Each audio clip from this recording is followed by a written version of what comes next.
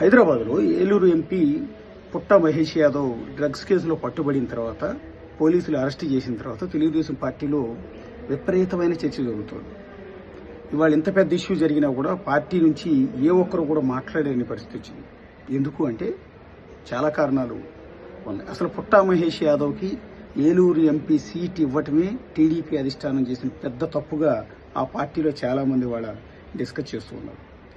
ఎందుకు అంటే గోదావరి జిల్లాల వాళ్ళని అంటే లోకల్స్ని కాదని ఎక్కడో రాయలసీమ నుంచి కడప జిల్లా నుంచి పుట్టా మహేష్ యాదవ్ని తీసుకొచ్చి మరీ ఇక్కడ సీట్ ఇవ్వాల్సిన అవసరం ఏంటి? ఆల్రెడీ ఇక్కడ అంతకుముందు 2 సార్లు ఎంపీగాను ఎమ్మెల్యేగాను గెలిచిన స్థానికుడైన మాగంటి బాబు లాంటి వ్యక్తి ఉండగా పుట్టా మహేష్ని ఏరుకోరి తీసుకొచ్చి మరీ ఇక్కడ సీట్ ఎందుకు ఇచ్చారు? వాస్తవానికి అసలు పుట్టా మహేష్ యాదవ్కి సీట్ ఇవ్వడం అనేది చంద్రబాబు గారి నిర్ణయం కాదు. కొంతమంది ఒత్తిడి వల్ల ఈ సీటు తప్పనిసరి ఇవ్వాల్సి వచ్చింది అనేది టీడీపీలో ఇప్పుడు ప్రధానంగా జరుగుతున్న చర్చ. ఇవాళ పుట్టా మహేష్ యాదవ్ డ్రగ్స్ కేసులో పట్టుబడటం వల్ల ఇలాంటి వ్యక్తిగా మేము ఓట్లేసి గెలిపించింది అని ఏలూరు పార్లమెంట్లో ఉన్న 7 అసెంబ్లీ నియోజకవర్గాల ప్రజలందరూ కూడా బాధపడే పరిస్థితి వస్తుంది.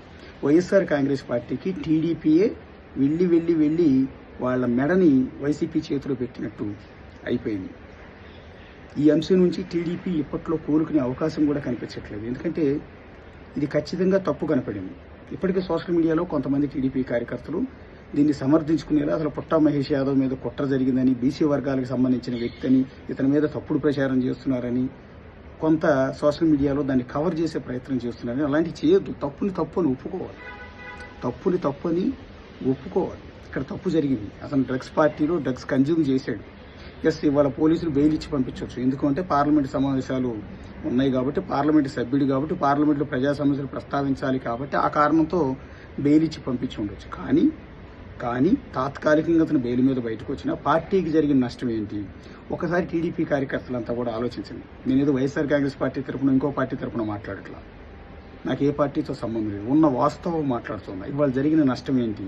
ఈ నష్టం నుంచి టీడీపీ ఎప్పటిలోపు కోలుకుంటుంది ఒకసారి ఆలోచించండి. సమాధానం చెప్పుకోలేని పరిస్థితి వచ్చింది కదా.